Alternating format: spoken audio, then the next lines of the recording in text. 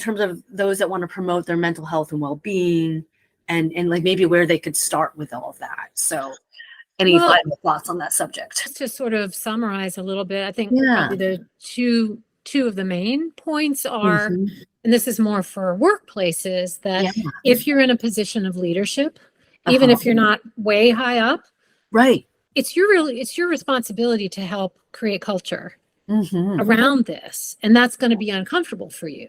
Yes. So how do you do that? How do you get support? Do you have someone you can go to? Is there someone in HR who can help you? How do you start really small? What do you think would be helpful for your team in particular, and to have somebody to bounce that off of, even if it's not somebody in the workplace? Well, hello and welcome. This is Gilda VanderHeyden, your host of Wellbeing at Work, a brand new interview series, and interviewing all different kinds of professionals from aspects of mental health as well as well-being at work in general. And today I have joining us Dr. Rachel Burnett. Super excited to have you on, Dr. Burnett. Thank you. Dr. Burnett is a licensed clinical psychologist that's based in the DC area. She has over 25 years of experience. Her background work was primarily in a hospital and a medical clinic setting. Her main long-standing professional aim is to help clients live their fullest, healthiest lives by better understanding their strengths and limitations, developing self-compassion, and addressing barriers to achieving their goals. I love that.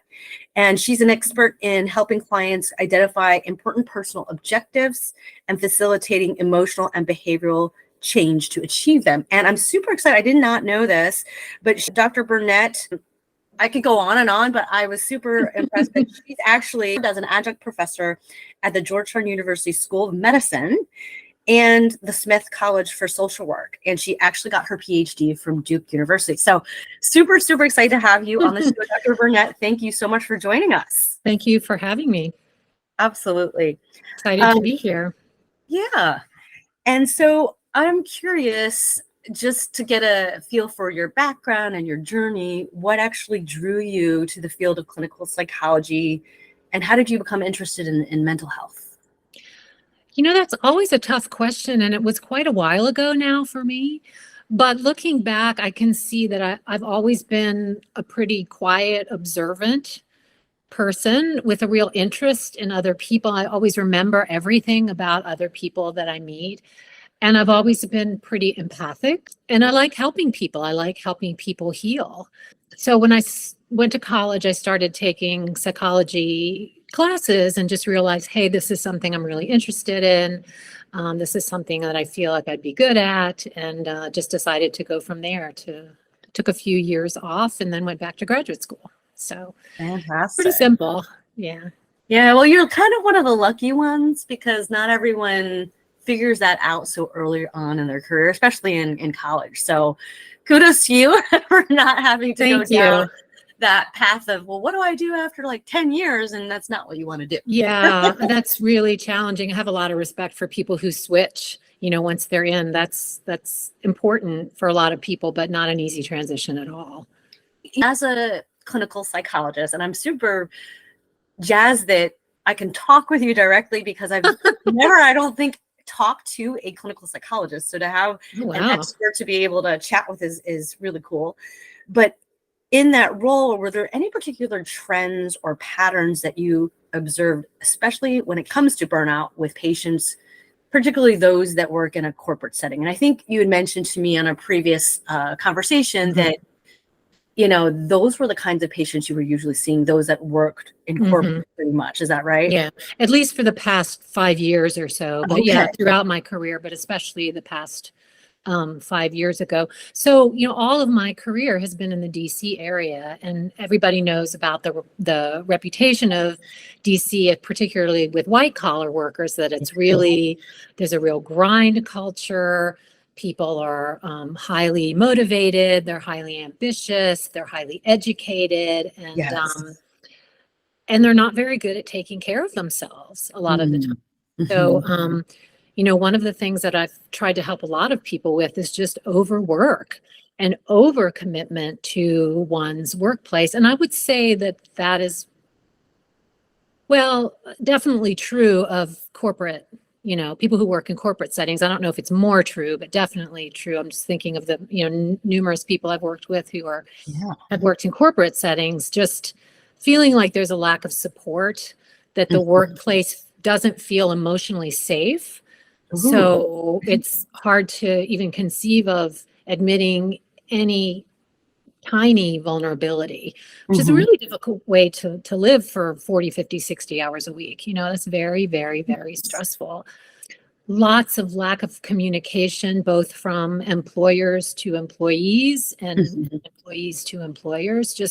And I think a lot of this depends on, we all come into the world with strengths and limitations, and some people they might be great at what they do, but they're not good communicators. They never learned, or their brain is wired a little differently, and it's just not their forte. I've had a number of people who felt like their managers were just incompetent, or they felt like they knew more than their manager did, so their manager wasn't really helpful. And what I've seen is that this type of chronic, pretty severe stress leads to mental and physical health problems.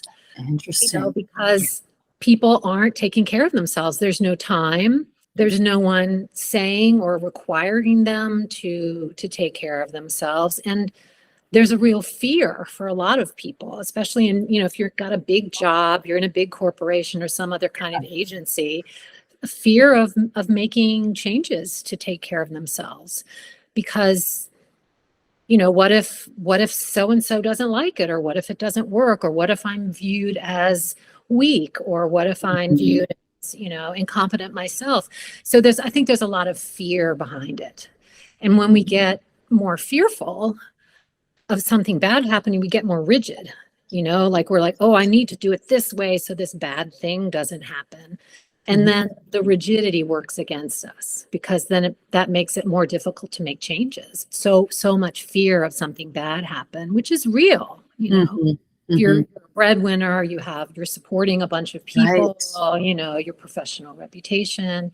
I mean, that's pretty intense. So definitely leads to a lot of stress and burnout in the workplace. Yeah. And you mentioned folks not necessarily feeling emotionally or psychologically safe. So when you would talk to your patients, and you may have spoken a little bit about this in terms of the fear, right? And that they're the breadwinner and they have all these stressors. Yeah. But is there anything, either common threads that you saw from the patient's perspective that make them feel like it's not safe? Would they be reprimanded or looked down upon in that environment? Or what was it? Were you seeing any themes along those lines of different patients reporting that same kind of concern of, gee, I just don't feel like they could maybe be themselves at work? What did you notice? Well, I think it's kind of an interaction of the work environment and the person's personality. Okay.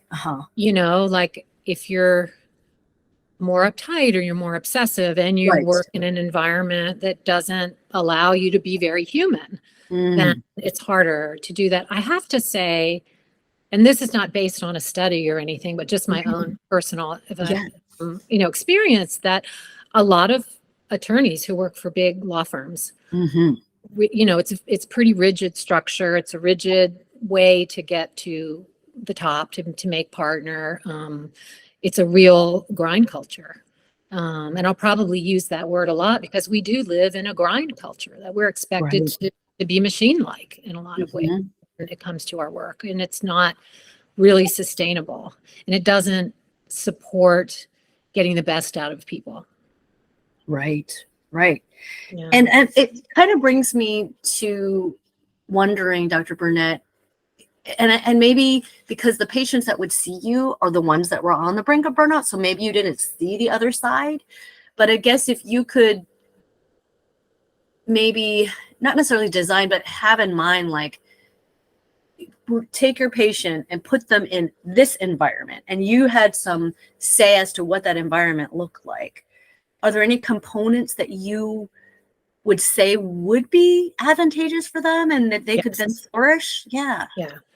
I mean, that's a very broad question. And of course, again, it depends on the field and the person, but I think emotional intelligence Okay. Yes. Managers and upper management that has emotional intelligence and can values people as people rather than just, Yes. trying to get stuff out of them. I think a lot of managers, leaders, upper level management, that there's a fear around looking weak and also not sure where the boundaries are.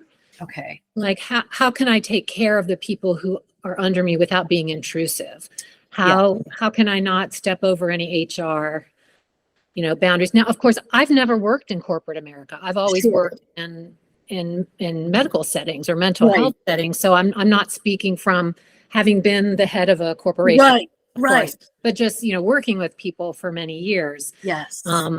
I think that some people are promoted who aren't really, they shouldn't be promoted because they don't have the interpersonal skills. Interesting. But it's an imperfect world, companies are doing the best they can. And I don't think it's intentional to try to harm people or to be callous or inhumane, but I think it's kind of what ends up happening. There probably should be some training. Like, nobody wants to go to another training, particularly a Zoom training. Like, I get that, but how do you deal with an employee who you suspect might be having a mental health issue? Right. How do you support them without being intrusive, without, crossing any boundaries in terms of legal Disability Act type of stuff? Right. That's a high order. I recognize that. But I think that people in general would be happier in their workplaces, including the managers. Yes.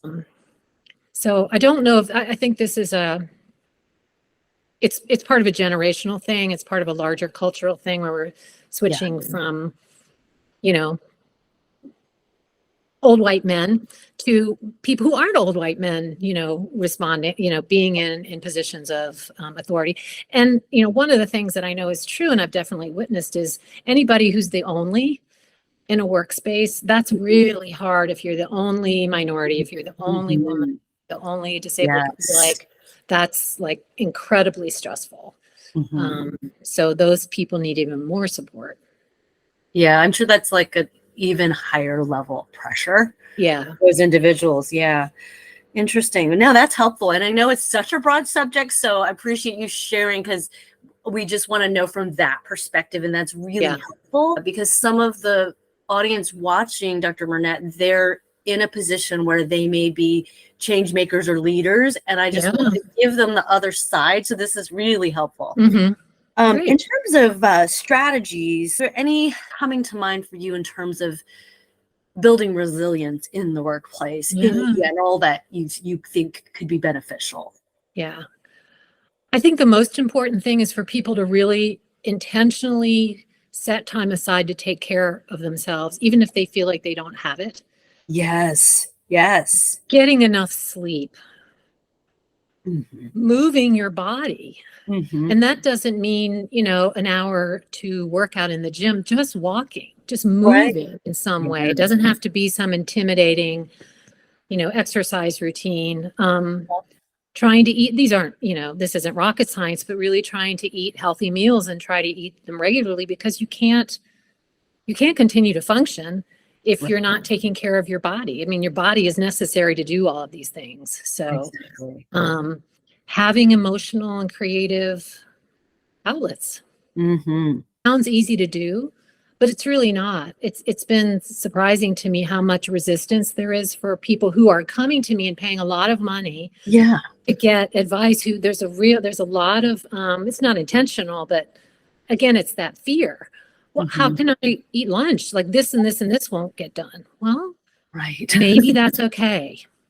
Maybe you can, maybe there's some places maybe there's some wiggle room in there, some places where you can tweak a little bit.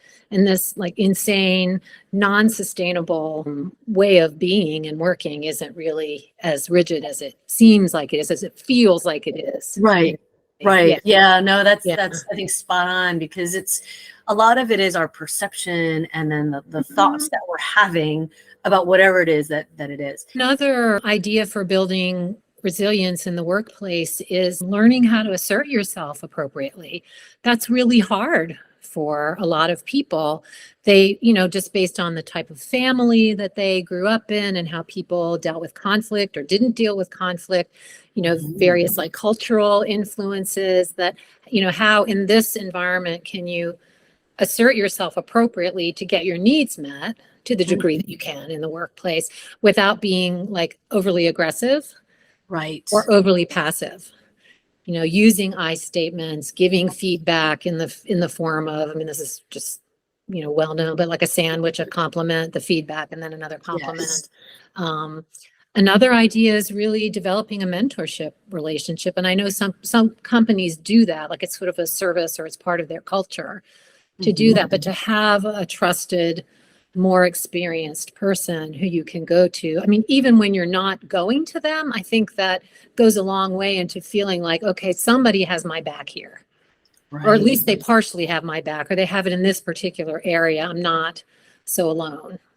Yeah. And it's interesting because some of the coaching clients that I help coach around the subject of work-life balance and burnout prevention, a lot of them, it's just so, like you said, those cultural influences that are so really almost ingrained in all of us. Totally, yeah. The in the programming, DNA. yeah, and then the rigid environment that you're describing, then that exacerbates that programming. And it's really tough because, I mean, the most common complaint is, you barely have time. Like I eat my lunch at my desk, or I barely have time to pee, like all these things. And I think, and this is kind of unfortunate, but in some ways it almost, bless you, in some ways it almost is something that until you go over the burnout line yourself, something else happens. And I can speak to this personally because when my oldest daughter was about 3, I worked myself into the ground so much that I got sick. And I thought it was a cold or flu, but after the 7-day mark, it wasn't getting any better. And so I saw a doctor, and it ended up being pneumonia. I actually had to send her away to be taken care of by my mother and my mother-in-law. Tag team shifts. To be honest, it wasn't until I burnt out that I realized, whoa, how critical this is, or a close friend or family, like an other. There's a work-life balance interview series I also have, and one of my guests had shared that it wasn't until her dad, who had passed away, that was her wake-up call. Because he had always said to her, hey, when I retire, I'm going to do this, this, this, and this. Super excited, like when this happens. And then all of a sudden, unexpectedly, they lost him. And not only was she devastated, but she was like working this, as you described it, the corporate grind. And when she realized asking time off to go to Istanbul, where she always wanted to go, and her boss telling her, yeah, you can go between these like client assignments, and it was like 2 to 3 days, that was her point. She was done. What I'm finding is sometimes, because it is so strong, it takes an event to kind of open your eyes. But I'd encourage folks to not let that be you. And more than anything, learn from what you're seeing about other people. And really, it's also not only that, but it's those that have families. These are precious times where until, and I've got coworkers I used to work with that say, really cherish these times now, because fast forward, they're going to be gone. And he's like, has all this regret. So, I would just say the things you highlight are super important, and they sound so simple, but the basics of the getting enough sleep, and just, it's almost like, other than an event, somehow there has to be, to treat this as important as a client meeting or meeting with your boss, but that you calendar it, and put it on there. Now, it may take some adjustment again, right? Because we're not used to that, but just treating those things as sacred, even if it's just starting small, 10, 15 minutes out of the week, just for you, and seeing how that works. And then once you start to see the benefit, you can expand. Absolutely, 100% agree. I think just human beings by nature, we don't like change, especially if it's uncomfortable. Right. And most change is uncomfortable, even positive change. So we're unlikely to do it unless we're forced to. And that's another thing that I talk with clients about a lot, that, part of this journey, and it may not have been specifically about work stress, but about any kind of change, is you have to accept that you're going to be a little uncomfortable. And that's how growth happens in life. You really can't grow or anything change unless you're willing to tolerate a little bit of discomfort. Yes. And to get used to that idea and to stop avoiding it, because avoiding it is just digging yourself deeper in the hole that you're in. And I like your idea about starting small. And I usually would say to people, I want you to start tiny. Good. I want you to start really, really, really tiny. Like, let's problem solve. Let's think of something that you could do so that you could get 3 minutes to go away from your desk to eat lunch. Yes, exactly. And then we'll go for 4 minutes. Or so that you could take 2 minutes to go downstairs and walk out the front door of your building and just stand in the sunshine before you run back upstairs. Right.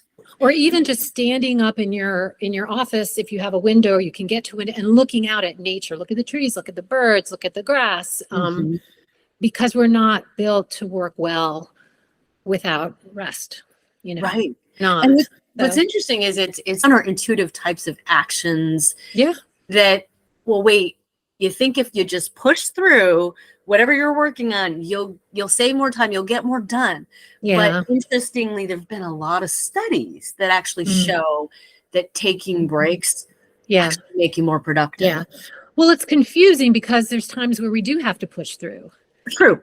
So, how do you know when it's okay? So we get conditioned to that and we get rewarded for that. And we don't get rewarded for taking care of ourselves. Yes. So, yeah. Yes. That's a good one. Yeah. I mean, I guess if there, and it's obviously case by case and situational, but are there any guidelines that you would give patients to identify that, like when it's a time for them to push through versus, I know some of it will be obvious, like if there's like a deadline and the entire team is working on that, right, that's gonna be a case where you really, I think just, again, experimenting in really small ways and starting tiny, like, well, okay, maybe I have to finish this tonight and miss my kids' soccer practice or whatever the thing might be, but maybe I can just do half of it tonight and leave a little earlier than I might have otherwise, and seeing how that feels. Right. Seeing if there are negative repercussions. And of course, sometimes there are negative repercussions, but by and large, my experience with people has been their expectation of the negative repercussion is much greater and scarier than what actually happens. And a lot of the times people will say, their superior would say, oh, okay, no problem. Right. Yeah, no worries. See you tomorrow. That's exactly what I was going to say, is that, sometimes it just comes down to, as you pointed out earlier, how to craft that conversation and start to effectively communicate your own needs. So in that example you gave, acknowledge the importance of the project and, hey, I'll definitely be working on it. At this point, hey, my child has this game I'm really looking forward to me being at. So here's what I propose. I'd like to do an outline and maybe get your feedback on it. Right. Is there any wiggle room in terms of the timeline, or perhaps after the game, after dinner, when everyone goes to bed, I push through a little bit longer and do what I can, but again, sometimes they don't realize it's negotiable. And then until you express, but I think the important part being that they acknowledge that I understand the importance. I want to make sure that I'm aware of what you need as my boss or manager. Here's where I'm struggling, and just having that conversation, even if they're not, if they're in the old cultural programming, still is going to give them pause to be like, oh yeah, my employee has a life. And I still think that they can be healthy conversations to have. Yeah. And that in and of itself is the start of some kind of cultural change. Yes. Those kinds of conversations it moves it forward a tiny, tiny bit. And the more that people do that in little ways that feel manageable and approachable, I think is how, and I really do think that employees have a lot more power to change culture than they think that they do. They're just afraid. Interesting. I mean, not leaders, but the sort of rank and file that, I mean, I don't know what that would be for any particular person, but deciding on your email signature, you're going to say, Mhm. I'm available until X time. Right. I am not available on Wednesday night after 5. Hmm. I will be certain to address your concern the first thing on Thursday morning or whatever. So you're communicating, you're saying, hey, these are my healthy boundaries. Yes. This is what I can do. And I really want to help you. And I'm totally here, but I'm not a machine. And this is when I'm available and this is when I'm not. And of Yeah. course, that's more doable than some cultures than others. For sure. Yeah. And I was going to say that it's also a matter of, if you've had multiple conversations, then as the person in that role, I think it's important you assess for yourself if those needs are being met. And then if they're not, and you've attempted to make some change, even just as a team member, and it's not really moving the needle forward, then those are times when you may have to look elsewhere to see what's actually in your best interest. Right. So, and I think I've had a lot of patients who they know that intellectually, but it takes the death of an important family member, a health crisis, to really make change, because change is so hard, particularly when it has to do with our incomes and our careers. For sure. Life, we don't know how long we've got. Yeah. And we don't like to think about that either. No, not at all. Yeah. And in Dr. Burnett, in terms of addressing different kinds of issues related to things like loneliness or social isolation in the workplace, are there any recommendations you have that help to foster a sense of community and connection? And again, that's sort of a broader topic, but I'm just curious if you've seen patients who may have a stronger support system than another that doesn't, and how that maybe interplays together. I mean, we've definitely seen more of that since COVID started with, so many people working remotely. And I really think it's something that leaders need to initiate and organize ways for their people to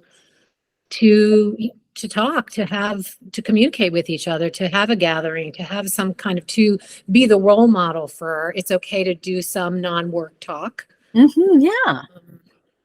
I think it's been, in my experience working with patients, the people hardest hit by remote work are the people who live alone, who don't have a spouse, they don't have children, they don't have other family members living with them, because they just get really, really isolated.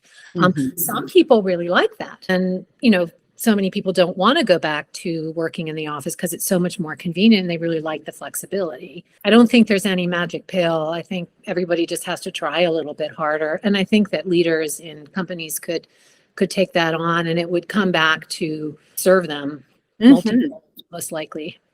Yeah, I remember there was one particular nonprofit leader that implemented some interesting things in terms of the connection, where she would start the meetings with wins, but personal wins, and they could also be partially work related, but they're more about what's going on with you as a human personally. Yeah, right. And also gratitude being a good part of what the focus was. They'd say one thing that they were thankful for. And then I believe it was once a month as a team, they would go volunteer at a different nonprofit community-based organization as a team to kind of strengthen the connection. And team building. If it's team building, or if it's something that your organization's not set up that way or what have you, others have been doing walk and talk kinds of meetings. And even if it's the other person's not walking, especially phone calls, like I've been recently most of my phone calls I try to schedule.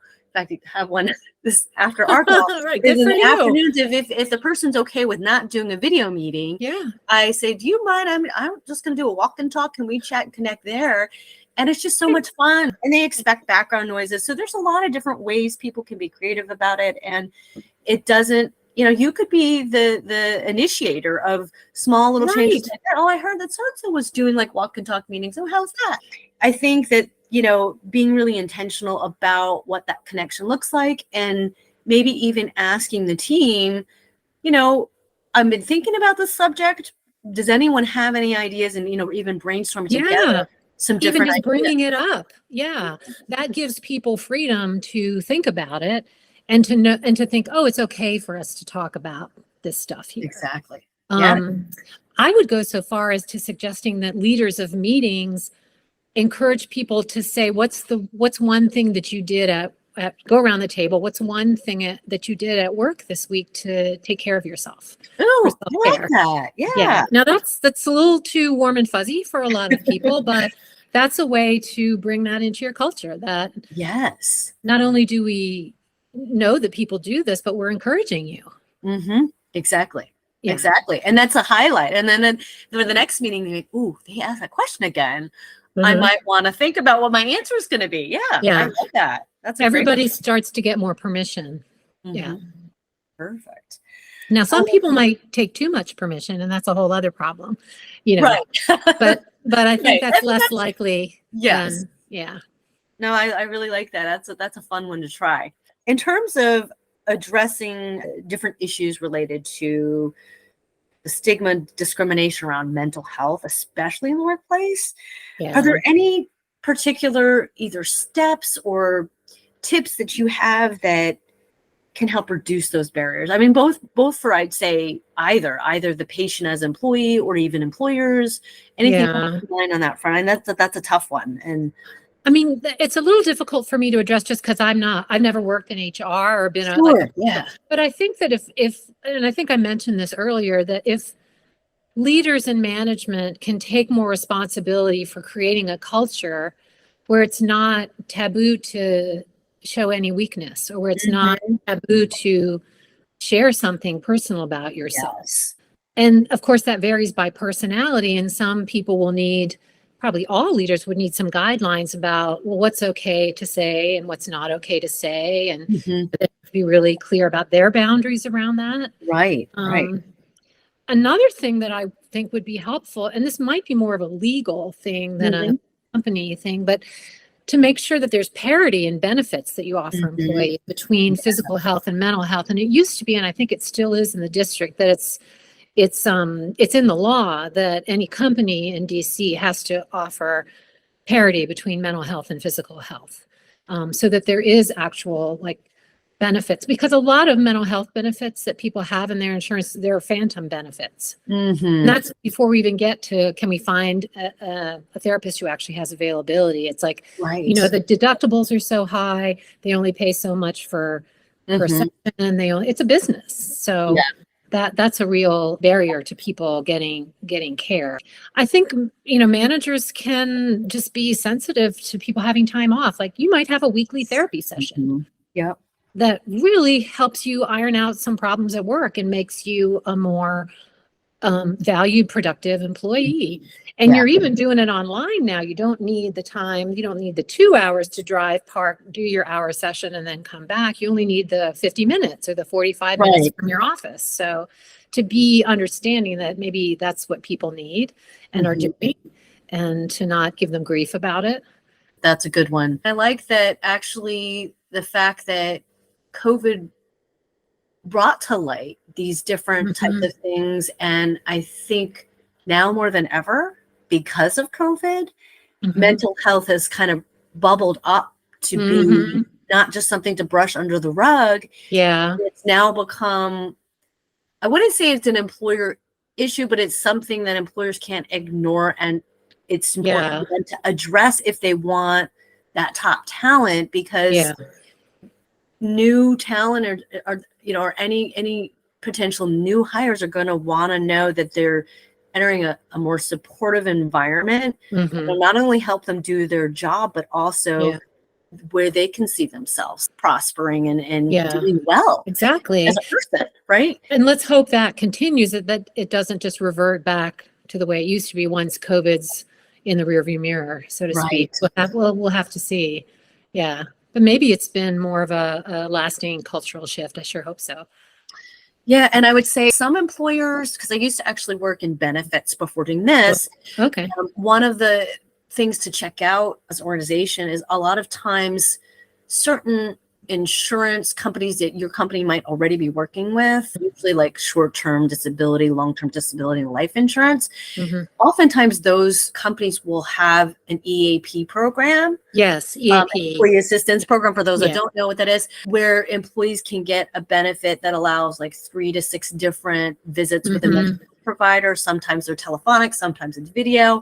And I think since COVID, they've enhanced or expanded those. Good. So that might be a good spot for people to check out. I know another nonprofit leader I had spoken with has a mental health provider come on site once a week for their employees. And then they actually have a coach come the alternate week. So it's kind of an interesting mix of support. She was quite frank with me where she ended up being majorly burnt out to the point where 24/7 almost working. And when her, actually, the family member got sick as well, that she realized that was her wake up call, that luckily as a leader, she was able to make changes where they now take turns with the different staff. I think, like you said, those efforts with the mental health and just the leaders sharing some sense of vulnerability, but also giving the employees the space so that, now it's not as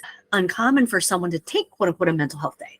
Yeah. Because it is more important. And to be I'm sorry, I didn't mean to interrupt you, but who doesn't need a mental health day? Like, this is such a cool topic. It is. And I'm glad that you mentioned EAP programs. I meant to mention those because those can be a really great way to get some treatment without having to go look for someone in private practice to do all that footwork. And most EAPs should have someone fairly readily available. I actually have therapist friends who do EAP work, and they have a private practice, and then they'll take EAP patients when they have openings. So there's a lot of, I know there's a lot of therapist jobs for that, and hopefully that's serving a lot of people. Yeah, that's great. Yeah, no, but I really like that, just the sensitivity and awareness at the leader management level that, you know what, someone might be just stressed out, and give them a little space to just have that mental health day. Because I know sometimes I hear from managers, is that person really sick? Right? But that's interesting because due to the stressful environment, that may be exactly what they need, is a complete day off where they're not sitting at work. And it's better that maybe they're not actually sick, because taking that downtime to recharge is actually probably even more important, more beneficial, not only for the employee, but also for the workload of the team. Yeah. Well, and are they really sick? Like, does it matter? It's their PTO that they're using, right? So they say they need it, and they only have so much PTO. So does it even matter if they're and how do you even define really sick? Yeah. Right. And I think, it's just from a personal perspective, the times when I know I'm pushing too hard and I have this break, but it's my body has decided that now I got a little bug that I'm fighting, and I'm like, I don't like those. So I'm like making myself be more intentional, and as we talked about, like scheduling that aside. But it's a work in progress, So it's always a work in progress. And I think, two things about that. One is that because of grind culture, and I've observed this a lot, people have had to become disconnected from what's going on in their body, because you can't work 60, 80 hours a week through heartache, through illness, without disconnecting some to how you physically feel. It's required. And so then there's a process and a learning curve of reconnecting to what is my body telling me about what I need in this moment. And longer term. And that's a process for people to and it's easier for some people just naturally than it is for other people. For most people, they have to schedule this, at least at first. They have to put a reminder on their phone. They have to block their schedule at work, or it just doesn't happen. Because the momentum behind doing things the way that's always been done is so strong. You have to really put some energy, particularly at the beginning, to create a new way of doing things. So and I think too, if they could tie it to the benefits and the real reason behind it, that can make it a little stronger to start to put it on the calendar or on your phone. Because if without that, I mean, it's almost the reward, this badge of busy, Mhm. Yeah. or this badge of, well, so-and-so stayed till 8:30 at night. Right. Or You making know, we wanted partner to, or you know, whatever. right. Yeah. In fact, one of the folks I interviewed, you have to check this out. Isla Malik, she Mhm. did a work-life balance interview with me, and she Mhm. talks all about leadership. And she was saying at one of her client sites, she actually started a slight cultural change Mhm. where they're rewarding the employees for being done by 5 o'clock. Now Or that's like, radical. yeah, you know, or yes. And That's what's so great. cool about her business model is she helps a lot of nonprofit organizations, but mostly with Yeah. transition.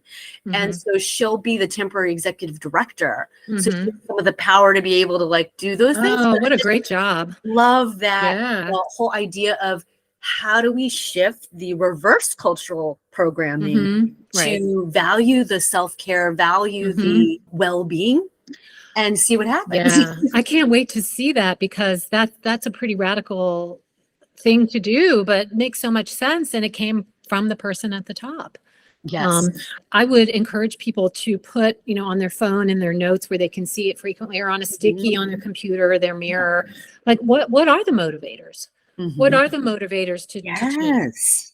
And it could be, I want to spend more time with my kid. Mhm. Yeah. I want to decrease the amount of blood pressure medication I take. Right. Right. Um, I want to walk every other day so that I live to be older than my mother was, or Mhm. whatever it is for that. Yeah. But they need to be as much of a reminder Yes. and a motivator as all that other stuff. And it really Exactly. can't even like compete. But Mhm. but the more we're reminded of, oh, that's what's Yes. really important to me. That's Mhm. what I really want. Yes.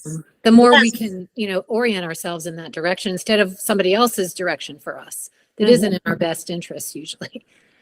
Yeah, I remember one gentleman I was talking to was saying he wanted to be healthy enough to walk his daughter down the aisle. So beautiful things like Yeah, that that are really going to remind you. exactly. And you don't, and unless you take the time to really think about what you want, what kinds of dreams you want to go after, like that's even taking 15 minutes to just think about that and come to what's going to motivate you and what do you really want, that's Yeah. going to, again, really Mhm. even stronger. And that's the insidious thing about grind culture, that it doesn't even allow No.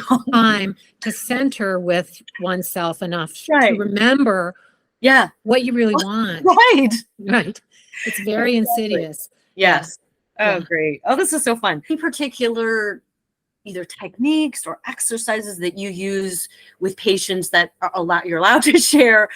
Because I'm just thinking anyone watching who's stressed Yeah. out, are there any cool tools that you feel you want Sure. to share to help them Yeah. cope with stress or build up resilience? Yeah, I can share those for sure. And there's a lot of really like easy to do, free, Yeah. short things. One thing that I really encourage people to do is just what I call a mindful minute. And Mm-hmm. that's setting your timer for 1 minute.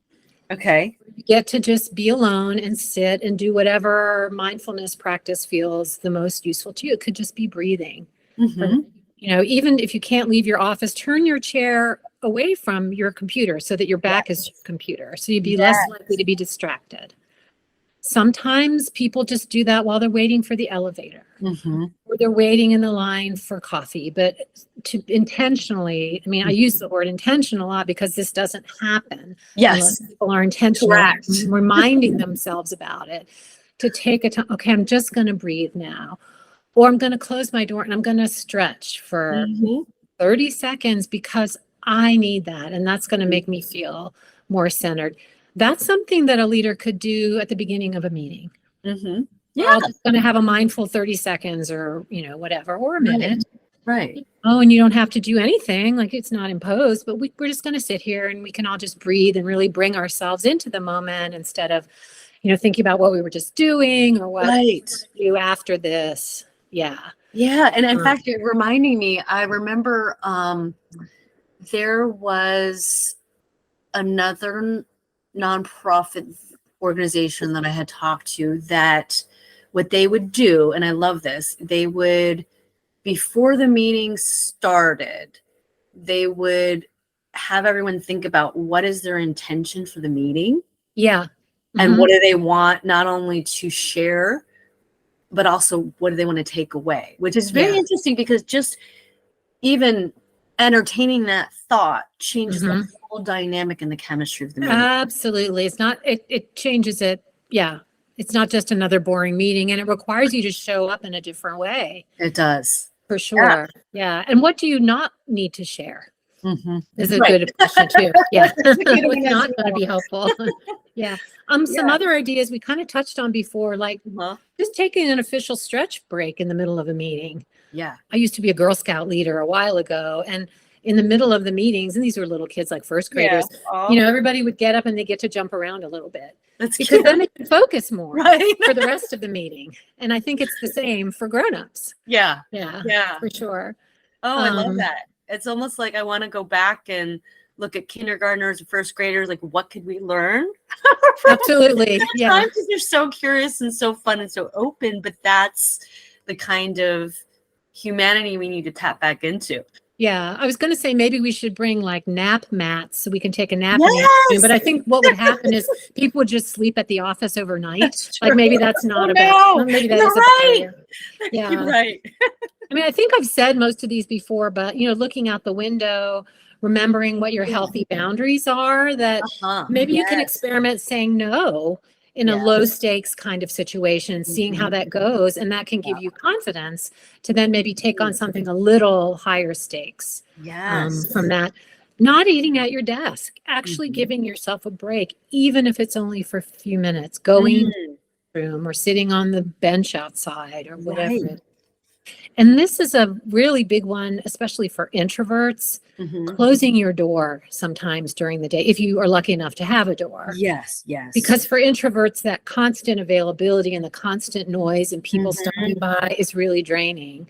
So feeling like you can claim that sometimes during the day, I'm going to shut my door. And it might even be saying, you know, putting in your signature of your emails during these 2 10-minute Right. times during the day, I'm generally not available and I Mhm. have my door shut. Right. End of story. But I'll be so happy to help you as soon as Mhm. those 10 minutes are over. Yeah. Oh, yeah. I like that. I almost feel like the not eating at your desk, even if you could encourage a challenge, you know, not make it mandatory, but just a Yeah. challenge. Who could not eat? Who could not Right. Make eat it at your desk? fun. Yeah. I mean, all Yeah. these fun little ideas that are worth Mhm. and even having a champion, like a well-being Yeah. at work champion that Mhm. or a Yeah. community, Ooh, like to that's get good. some ideas and you know have Yeah. them come up with what's going to refuel and help them. Yeah. And then you've got the leader support to help implement and announce these different things. I think that's a Yeah. really And they cool. win a Fitbit or a Yeah, bunch of smoothies or something. I don't know. Yeah, that's a really that'd good be fun. idea. Yeah, motivation is always good.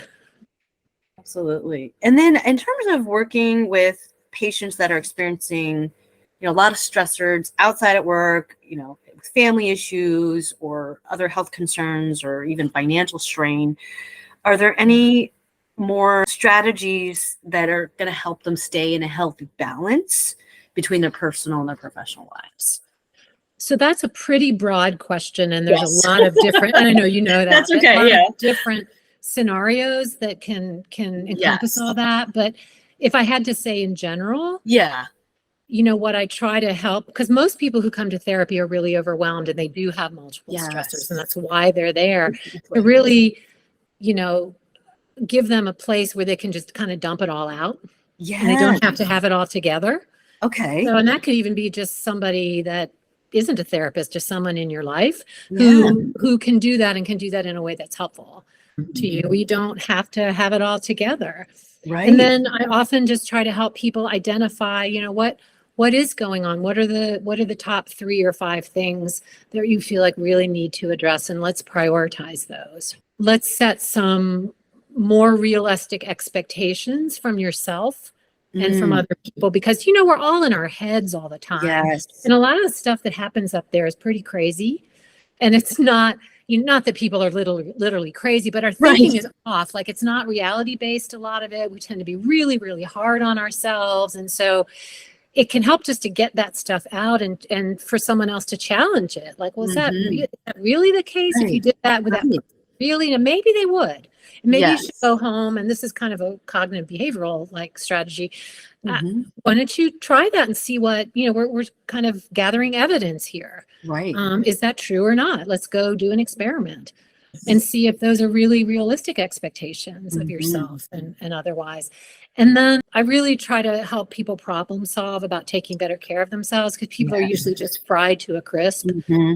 And what do you need to do so that you can actually confront these things and address them constructively, instead of from a place of being so Right. exhausted that it's hard not to just react to everything. It's like trying to ask someone who has chronic insomnia to do some incredibly complicated task. Well, you're completely sleep deprived. You can't, like, your brain can't Right. even Yeah. tackle it, and your body is exhausted. You need to kind of address the vessel first. Hmm. And Hmm. then, I mean, I'm kind of a broken record about that, but it's just so important, and we don't do it for multiple reasons, many of which we've already talked about.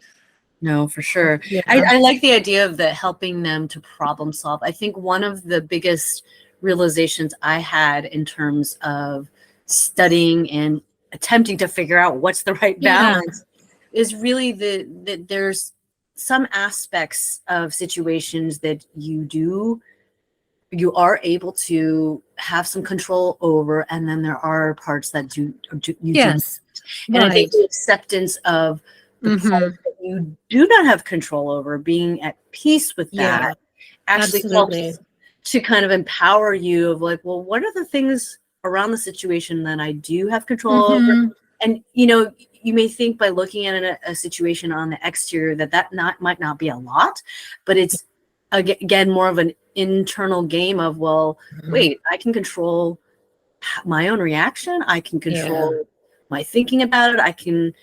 actually give myself the permission to say, you know what, this is really irritating and frustrating to me. Right. I'm going Yeah. to actually pause the conversation in a polite way. Let's Yeah. walk away for a few minutes Yes. and let's revisit when we're calmer. Absolutely. And Yeah. people don't realize that you can do that. I Right. forget who told me that. They're like, you can do that? Like, you can actually pause Right. and like walk away. Like, yeah. But Right. part of it is, again, however we grew up.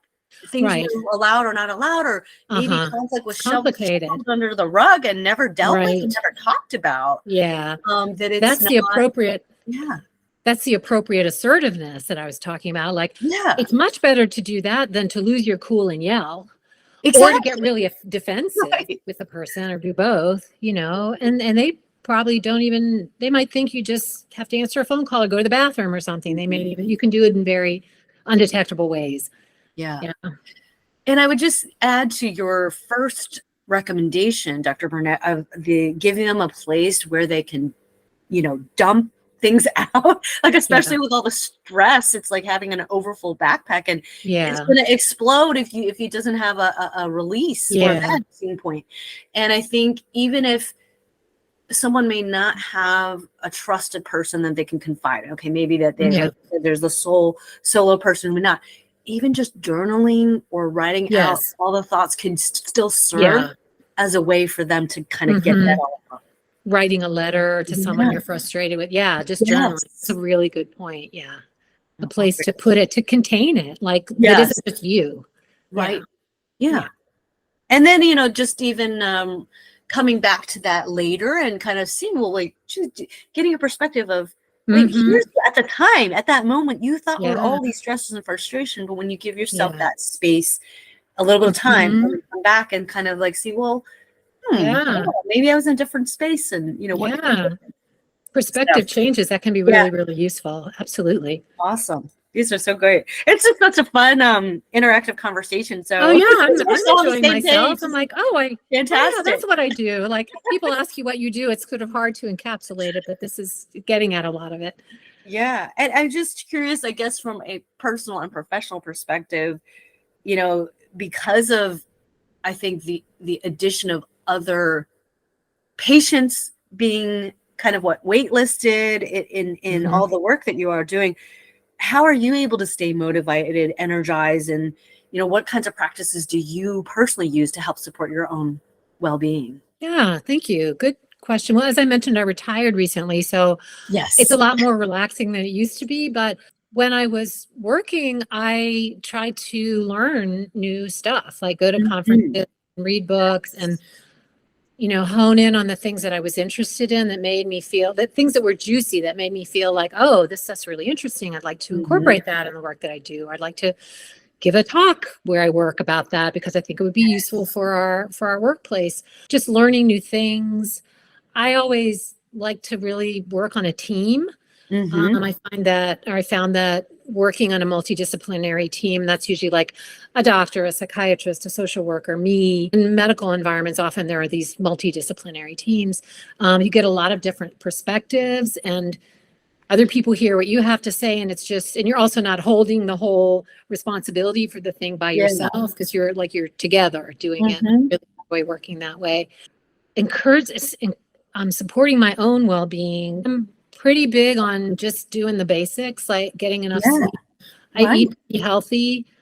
You're living your advice. I'm trying to. I don't always. Yeah. I mean, I exercise a lot. A part of that is because I like it. Yeah. Part of it is because I'm getting older and I want to be able to continue to move the way I have moved. Oh, yeah. Yeah. I meditate. I don't do it every day, but I find that really helpful. It yields a lot of benefits off the cushion, as they say. Surprising benefits. These are just kind of things that are sure. Yeah, I try to be intentional about spending time with my friends and my family. And I'm a big animal person. I have a dog and a cat, and I love them dearly, and I spend a lot of time with them. Aw, I'm surprised my cat isn't demanding to come in here and sit on my lap right now. Oh, that's really sweet.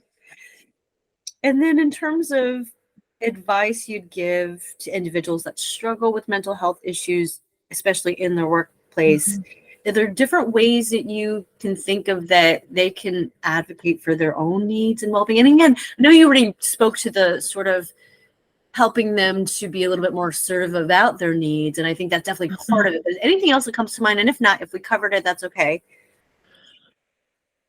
I think just getting some kind of support. Yes. And that can be, I mean, not everyone's cut out for therapy or can really benefit from therapy. Right. Sometimes it's, like a spiritual leader or a rabbi, a mom or a preacher, a minister or what have you. If you do want to look for mental health treatment, there's more online resources than in person. And I'll mention one way to find out more about that at the end. They're just easier to access and there's more availability. We already talked about employee assistance programs. Those are free. Yeah. It's very short term, but often those clinicians can refer you to someone that they know who is taking. They have like a list of people that they refer to. Sure. And they'll know who has openings and who doesn't. It's a lot of the stuff that I think I've already said. Like if you work in a place where there's a real grind culture, is there a way where you can start to assert some better boundaries for yourself? Yeah. Is there a way that you can communicate those that seem more acceptable to the powers that be, starting small? Yes. But it's uncomfortable.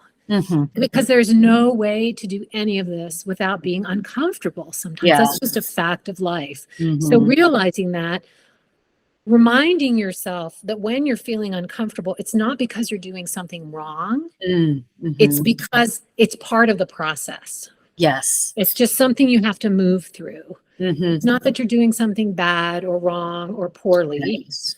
It's because you're doing something new, and that always feels awkward. Yeah, no, that's really good to point that out and to kind of normalize that that's just part of the process. Yeah. And I think that one of the tools that I really love helping coaching clients with is it's tough, but if they're used to sort of, I wouldn't call them shoving or pushing them, maybe pushing their feelings down, is sometimes we'll do some work where we will let the feelings come up and like sit with them, right? Be okay with them, and however much they can tolerate, and doing that a little bit at a time, so that then they get used to it, and then from there we can take some action. Yeah. Well, so it's interesting. I think that's just an important point that's part of that whole process. But it's okay, and there are even tools to be able to address that as well. Very discomfort. So Yeah, yeah, but that's a amazing. really good point. Yeah, that's how you move to a different place. You Yeah. can choose to stay in the same place, but that's becomes pretty uncomfortable after a while too. hmm It Yeah. does. And I think when people start to see the light at the end of the tunnel Mhm. and really benefit from those positive changes, that they'll Mhm. see it was really worth that effort. Yeah. And then Yeah. and then it's like that's more encouragement for them to Yeah. keep going or do another change. Oh, what else can I do? Oh, this Yeah. is so much better, Yeah, So, absolutely. yeah, fantastic. Yeah. It's good So stuff. yeah, fantastic. And I think this will just end with this question, Dr. Burnett, which is, what do you see as like the most either important takeaways for either employers or patients or people in general in terms of just the whole subject? Meaning more just final thoughts that, and again, you shared so much, so many great gems here. So I don't know if there's anything more, but just are there any in terms of those that want to promote their mental health and well-being and like maybe where they could start with all of that? So any Well, final thoughts on that subject? just to sort of summarize a little bit, I think Yeah. probably the two of the main points are, Mhm. and this is more for workplaces, that Yeah. if you're in a position of leadership, even Uh-huh. if you're not way high up, Right. it's your responsibility to help create culture Mhm. around this, and that's going to be uncomfortable for you.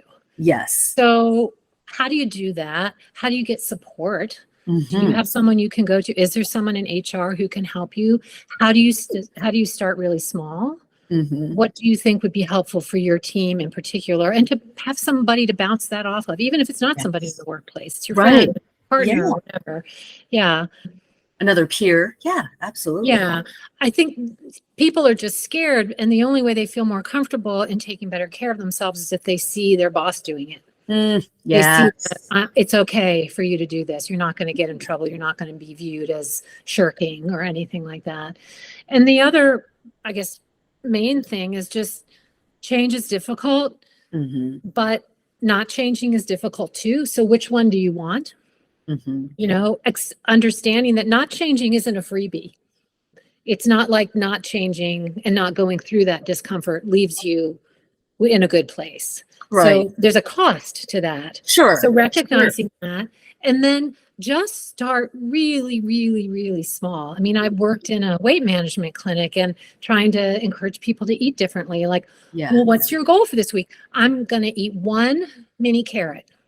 Oh, Like I like that. tiny. I'm Yeah. going to have one mini carrot, because you want goals to be achievable so people feel good about it and they feel Right. motivated, Yeah. not that that they end up failing and then it feels like it's just never going to change. Right. Right. So however you can take what you think you want to do and then cut that in half and then maybe cut that in half again, Oh, I like especially that. when you're starting. Yeah. Yes. Actually, that's advice I could use for myself because I I could too. tend to have all these like lofty goals, but then Which my are brother great. tells me I overstuff my back. Yeah. So I think that's good advice for all of us, especially, that I could use. I'm thinking, ooh, take that goal, cut it in half, and then cut it in half again, and then maybe Yeah. break it down to that's beautiful. That's awesome. I And love you're not that. getting rid of the other 3/4 of Yeah. it. You're just not doing that right now. I like You know, that. I needed that. that'll So be thank you, Dr. Burnett. $250. That's Thank you. No, I'm just fantastic. kidding. Oh my gosh, that is just a very well communicated summary of all the amazing, tips that you shared and tactics. So thank you so much. Are there any other particular resources that you wanted to point people to? I did. A good place to start if you're looking for a therapist is always your primary care physician, your general practitioner, because they're used to referring people a Sure. lot. And they should be someone who's, relatively trusted and there's Mhm. confidentiality there. So that's Right. always a good place to start. For a lot of people, doing some mindfulness activities can be really helpful. And I know it's all mindfulness this and Yes. that, but there are a lot of meditation apps. I don't endorse any in Mhm. Right, particular, right. but just check them out. A lot of them Yeah, are free, the right. basic Yeah. level, and just seeing, it doesn't mean you have to start meditating 2 hours a day and you're going to go for a retreat in a monastery. No, you just take a few minutes a day to be with yourself and learn how to be more centered. Mhm. Um, I recently saw an article online from Forbes magazine. Yes. And it's an article summarizing online therapy services, and it ranks them and it names the pros and the cons, and it shows how Okay. much they cost and which services are available. So Great. I would just recommend doing that, looking that up, just Googling it. It's a Forbes magazine and it's entitled Best Online Therapy Services of March 2023. Okay. And if you have the link, I'll put it in the show notes as Sure, I well. can send that to you. Yeah. And Yeah. that's great. That's a great tool. And then just for folks that are watching, I always have some gifts for you all, which is a free guide on how to focus on your priorities.